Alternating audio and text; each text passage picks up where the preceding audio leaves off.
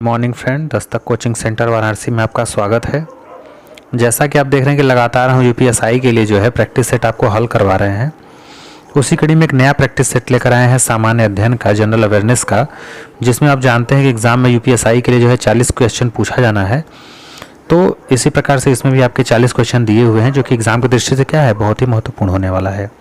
और एक रिक्वेस्ट है आपसे कि अगर आप हमारे चैनल पे नए हैं और आपको वीडियो अगर पसंद आए तो प्लीज़ हमारे चैनल को लाइक सब्सक्राइब और शेयर कर दीजिएगा, ताकि जैसे ही हम कोई नया वीडियो जो है अपलोड करें आपको सबसे पहले क्या हो, नोटिफिकेशन मिलता रहे। तो चलिए देर न करते हुए वीडियो को शुरू करते हैं। देखिए, पहला क्वेश्चन दिया है, गौतम बुद्ध कौन से गणराज्य के थे? तो गौतम बुद्ध जो है आपके शाक्य गणराज्य के थे। कहाँ के? शाक्य। नेक्स्ट है, अकबर का मकबरा निम्नलिखित में से किस स्थान पर स्थित है? तो अगर अकबर के मकबरे की बात की जाए तो ये जो है सिकंदरा में है। कहाँ है? सिकंदरा। ये आगरा में पड़ता है। ठीक है। 43 नंबर क्वेश्चन की बात करें तो भारतीय पुनर्जागरण का जनक किसे कहता है? तो ये जो है आपके ऑप्शन जो है यहाँ पे दिया है सी, राजा राममोहन राय को, भारतीय पुनर्जागरण का जनक। ठीक है। 44 नंबर क्वेश्चन की बात करें, गांधी इरविन समझौता कब हुआ था? तो ये 1931 में हुआ था। नेक्स्ट अगर हम बात करें 45 नंबर क्वेश्चन की, तो कौन सा संविधान के राजनीति निर्देशक सिद्धांत की जो है तत्व अपनाए गए हैं? कहाँ से नीति निर्देशक सिद्धांत लिया गया है जो है संविधान का? तो ये आयरलैंड से लिया गया है। कहाँ से लिया गया है? आयरलैंड से। तो ये आयरिश संविधान हो जाएगा, 45 का सी हो जाएगा। 46 नंबर क्वेश्चन की बात करें तो पूछा है कि भारत में कितने मौलिक अधिकार हैं संविधान में? तो आपको पता है कि 6। अगर हम इसकी बात करें तो इसमें जैसे आप जानते हैं कि समता का अधिकार है, स्वतंत्रता का अधिकार है, शोषण के विरुद्ध अधिकार है, धार्मिक स्वतंत्रता का अधिकार है, संस्कृति और शिक्षा का अधिकार है और संवैधानिक उपचारों का अधिकार है। ये 6 प्रकार के क्या हैं आपके संविधान में वर्णित क्या है, मूल अधिकार हैं। और जो संपत्ति का अधिकार था उसको जो है कानूनी अधिकार बना करके हटा गया है और 300 क में ऐड कर दिया गया है। नेक्स्ट अगर हम क्वेश्चन नंबर 47 की बात करें कि भारत के राष्ट्रपति, अब इस देखिए राष्ट्रपति के बारे में पूछा, देश का प्रमुख, सरकार का प्रमुख, देश और सरकार का प्रमुख, पार्लियामेंट का प्रमुख। तो ये होगा देश का प्रमुख होता है। अब देश का प्रथम नागरिक राष्ट्रपति होता है। ठीक है। और ये तीनों सेनाओं का क्या होता है, कमांडर होता है। 48 क्वेश्चन की बात करें तो लोकसभा भारत की सदन का कौन सा सदन होता है? निचला होता है, ऊपरी, बायां, दाहिना? तो ये होता है निचला सदन होता है। और जो राज्यसभा होता है वो ऊपरी सदन होता है। ठीक है। राज्यसभा को आप भंग नहीं कर सकते, लोकसभा को भंग कर सकते हैं। नेक्स्ट चलेंगे अगर हम 49 नंबर क्वेश्चन की बात करें तो सूर्य का प्रकाश पृथ्वी तक कितने समय में पहुंचता है? ये मिनट में दिया है। तो ये जो है 8 मिनट 30 सेकंड में पहुंचता है, 8.3 में। 50 नंबर क्वेश्चन की बात करें कि वायुमंडल की सबसे निचली परत को क्या कहते हैं? तो ये ट्रोपोस्फीयर कहते हैं। क्या कहते हैं? ट्रोपोस्फीयर। आपको मालूम है कि वायुमंडल की जो 5 परत होती है उसमें हम क्षोभ मंडल है, फिर उसके ऊपर समताप मंडल है, फिर मध्य मंडल है, फिर आपका आयनोस्फीयर माने आयन मंडल है, फिर आपका बहिर्मंडल है। 5 प्रकार के क्या हैं उसमें जो है मंडल है। फिर से हम इसमें देखिए बना देते हैं आपको, ये देखिए जैसे 1 2 3 4 5। ये आपका जो सबसे नीचे वाला है इसको हम क्षोभ मंडल बोलते हैं, जिसको इंग्लिश में ट्रोपोस्फीयर बोलते हैं। फिर उसके बाद क्या है? समताप मंडल है। क्या है? समताप मंडल। इसको हम स्ट्रेटोस्फीयर बोलते हैं। फिर उसके बाद है मीसोस्फीयर। क्या है? मीसोस्फीयर। इसको हम मध्य मंडल बोलते हैं। फिर उसके बाद है आयनोस्फीयर, आयन मंडल बोलते हैं। यहीं से रेडियो तरंगें क्या होती है, परावर्तित होती हैं, पूछा जाता है क्वेश्चन एग्जाम में। और सबसे ऊपर जो है बहिर्मंडल या फिर एक्सोस्फीयर कहते हैं। कभी कोई इंग्लिश में भी पूछता है, हिंदी में। देखिए हर लेयर का काम होता है। जैसे अगर हम सबसे निचला जो है, कलर चेंज कर देते हैं, सबसे अगर हम निचले की बात करें, ये जो है कौन सा, क्षोभ मंडल, तो इसकी ऊंचाई जो है लगभग नीचे से 13 किलोमीटर होती है। और समस्त मौसमी घटना जैसे बादल, धूप, ये जो गरज होता है, तड़क, ये सब देखते हैं ना, बादल वगैरह बनना, ये सब इसी में होता है। और इसके ऊपर अगर हम बात करें समताप मंडल की, तो ये वायुमंडल में जो है, इस वायुमंडल में हवाई जहाज वगैरह जो है इसमें क्या करती हैं, उड़ती हैं। और ओजोन परत भी इसी में पाया जाता है। इसकी ऊंचाई लगभग जो है नीचे से जो है क्षोभ मंडल से 50 किलोमीटर ऊपर होता है। और इसमें कोई भी मौसमी घटनाएं नहीं होती हैं। अब देखिए ये तो बात होगी दूसरे। तीसरा जो इस है आपका मध्य मंडल, जिसको कहते हैं बीचों बीच। अब देखो 5 है तो 5 है तो ये बीच वाला क्या है, मध्य हो गया। मध्य क्या है तो इसको मध्य मंडल बोलते हैं, मीसोस्फीयर। ये लगभग 50 से 80 किलोमीटर की ऊंचाई वाला होता है। और इसमें तापमान ऊंचाई के साथ क्या होता है, घटता है। जैसे जैसे ऊंचाई बढ़ेंगे टेम्परेचर गिरना शुरू हो जाता है। ठीक है। अब इसके ऊपर अगर चलेंगे तो ये है आयन मंडल। ये 80 से 640 किलोमीटर की ऊंचाई तक फैला है। और इसमें अगर ऊंचाई के साथ साथ तापमान भी क्या करता है, बढ़ता है। अभी इसके नीचे वाले में आप देखें मध्यमंडल में कि जैसे जैसे ऊंचाई बढ़ती थी वैसे वैसे टेम्परेचर गिरता था, लेकिन इसमें जैसे जैसे ऊंचाई बढ़ेगी वैसे वैसे टेम्परेचर भी क्या बढ़ेगा। और इसी आयन मंडल में रेडियो तरंगें क्या होती हैं, परिवर्तित होती हैं या वहाँ से रिफ्लेक्ट होकर नीचे आती हैं। लास्ट है एक्सोस्फीयर बहिर्मंडल। ये वायुमंडल का सबसे ऊपरी परत होता है।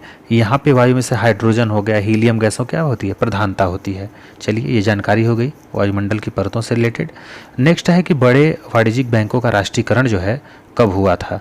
तो बड़े बैंकों का जो राष्ट्रीयकरण की अगर हम चर्चा करें तो ये जो है आप देखेंगे 1947 दिया है ऑप्शन में, 1956 दिया है, 1969 दिया है और 1980 दिया है।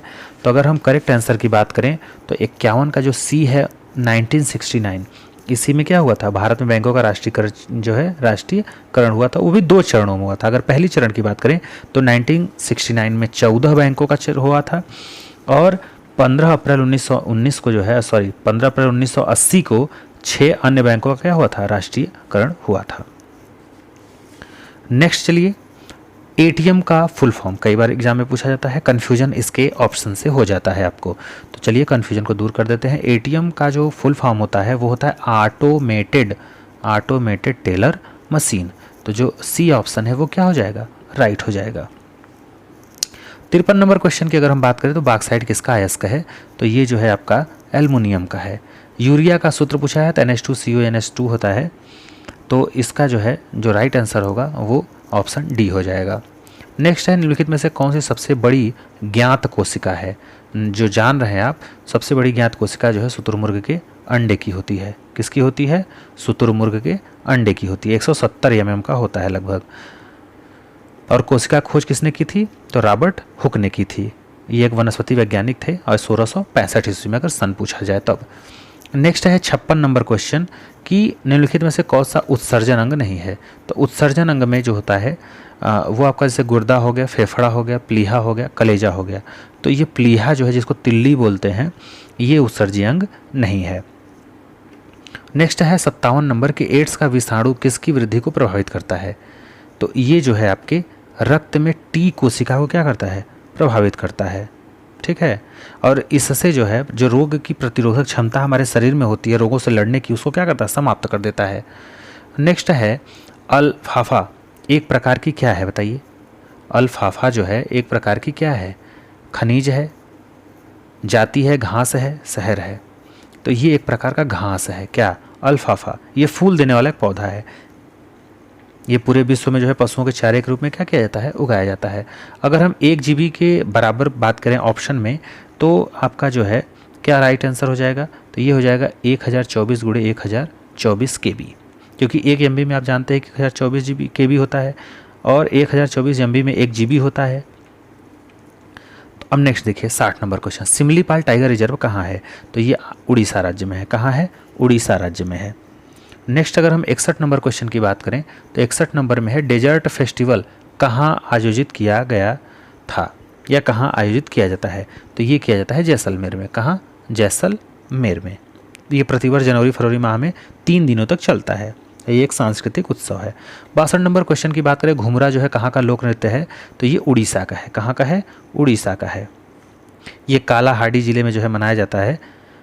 नेक्स्ट आपका अगर हम 63 नंबर क्वेश्चन की बात करें तो 63 नंबर क्वेश्चन है कि भ्रष्टाचार के अपराधों की विवेचना का अधिकार किसको है। तो भ्रष्टाचार की विवेचना का अधिकार जो है वो राजपत्रित अधिकारी को होता है। ठीक है। और ये भ्रष्टाचार निवारण अधिनियम 1988 के तहत ये उपबंध किया गया है। नेक्स्ट अगर हम 64 नंबर क्वेश्चन की बात करें तो उत्तर प्रदेश निम्नलिखित जनपदों में से कौन सा क्षेत्रफल की दृष्टि से सबसे छोटा है। अगर यूपी के जिलों की बात करें तो जो 4 ऑप्शन दिया गया है इसमें सबसे छोटा कौन सा जिला है, तो ये वाराणसी हो जाएगा। ये उत्तर प्रदेश का सबसे छोटा जिला है दिए गए विकल्प के अनुसार। 65 है कि भारत में उत्तर प्रदेश जिस पैदावार का सबसे बड़ा उत्पादक है वो क्या है, बताइए। खाद्यान्न में है कि दलहन में है कि तिलहन में है कि मसाला, किस में सबसे ज़्यादा है। तो ये जो है आपका 65 नंबर हो जाएगा खाद्यान्न में। किस में, खाद्यान्न में। अगर हम प्रथम स्थान की बात करेंगे तो आलू है, गन्ना है, गेहूँ है, इसमें प्रथम स्थान रखता है। और अगर तिलहन में बात किया जाए तो राजस्थान और दलहन उत्पादन में मध्य प्रदेश सबसे उच्च शीर्ष पर बना हुआ है। 66 नंबर क्वेश्चन की बात करें तो इसमें दिया है कि भारतीय दंड संहिता आईपीसी 415 से 420 का संबंध किससे है? तो ये है धोखाधड़ी से। इसका संबंध है धोखाधड़ी से है। इसमें दिया है कि निम्नलिखित में से कौन सा बाल विवाह निषेध जो है अधिनियम 2006 के बारे में सही है? तो 67 का जो होगा वो केवल पी जो है राइट होगा, बाकी क्यू क्या होगा? गलत हो जाएगा। नेक्स्ट है आपका, इस यातायात प्रतीक का क्या मतलब है? यहाँ पे एक चिन्ह बना है और इसका मतलब पूछा है आपसे कि इसका मतलब क्या हो सकता है। आगे कंपन पट्टी है, आगे उबड़ खाबड़ रास्ता है, आगे 2 गति अवरोधक है, आगे पहाड़ी रास्ता है। तो इसका मतलब क्या हो जाएगा? इसका मतलब आगे उबड़ खाबड़ रास्ता है, इसका ये संकेत है। अगर हम नेक्स्ट क्वेश्चन की बात करें तो दिया है कि 1980 के दशक में 1980 दशक की शुरुआत में बिहार में जंगल बचाओ आंदोलन शुरू हुआ था और बाद में उत्तराखंड और उड़ीसा जैसे राज्यों में क्या हुआ? फैल गया। जब बिहार सरकार ने प्राकृतिक साल वन के स्थान पर कौन सा बागान उपजाने का फैसला लिया, तब सिंहभूम जिले के आदिवासियों ने सरकार के इस फैसले का विरोध करते हुए आंदोलन शुरू किया। तो ये किस बागान से रिलेटेड आपसे क्वेश्चन पूछ रहा है? तो ये है आपका सागवान बागान। कौन सा? सागवान बागान से रिलेटेड। ये 1980 दशक की बात है। नेक्स्ट अगर हम 70 नंबर क्वेश्चन की बात करें तो 70 नंबर क्वेश्चन ये कह रहा है कि सूचना अधिकार अधिनियम के तहत एक प्राधिकृत निकाय के रूप में, अभी इसमें 4 ऑप्शन दिया है, क्या होगा इसमें से? की स्थापना की गई। इसका काम उन लोगों की शिकायतों के आधार पर कार्रवाई करना है जो किसी लोक सूचना अधिकारी के पास अपनी सूचना प्रार्थना जमा नहीं कर पाए हैं। तो 70 का क्या हो जाएगा? डी, केंद्रीय सूचना आयोग, सेंट्रल इंफॉर्मेशन कमीशन। गठन इसका जानते हैं 12 अक्टूबर 2005 को हुआ था। नेक्स्ट अगर हम 71 नंबर क्वेश्चन की बात करें तो 71 नंबर क्वेश्चन ये कह रहा है कि निम्नलिखित में से कौन सा जनहित याचिका के बारे में सही नहीं है? तो ये आपका जो है नागरिक बनाम असम राज्य जो है ये क्या है? ये एक दिया है, पहला दिया है हुसैन आरा खातून बनाम बिहार राज्य का जनहित याचिका मामला था जिसमें जो है जेलों की अवमाननीय परिस्थितियों पर ध्यान केंद्रित किया गया और इस मामले के परिणामस्वरूप सुनवाई के तहत 40,000 से अधिक कैदियों को रिहा किया गया। तो ये बी सी डी 4 ऑप्शन है जिसमें से आपका क्या हो जाएगा? ये आपका बी वाला खाली बस गलत होगा, ये सही नहीं है, बाकी तीनों क्या हैं? आपके सही हैं। 72 नंबर क्वेश्चन की बात करें तो इसमें दिया है कि अपकृत जो है कानून में एक महत्वपूर्ण मामला था और पूर्ण देयता नियम के सिद्धांत को प्रस्तुत करने का एक कारण था। कौन सा? ये वाद है, 4 वाद भी इंपॉर्टेंट है आपके एग्जाम की दृष्टि से। तो ये हो जाएगा ए, MC मेहता बनाम भारत संघ। अब देखिए ये जो MC मेहता और बनाम जो है भारत संघ 1987 सुप्रीम कोर्ट में मामला था।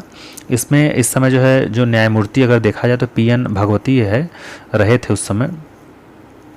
तो ये आपका राइट आंसर क्या हो जाएगा? ए हो जाएगा 72 का।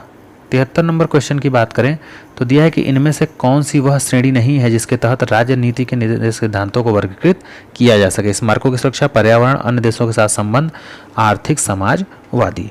तो जो 73 का राइट आंसर होगा सी होगा, अन्य देशों के साथ संबंध। क्या होगा? अन्य देशों के साथ संबंध।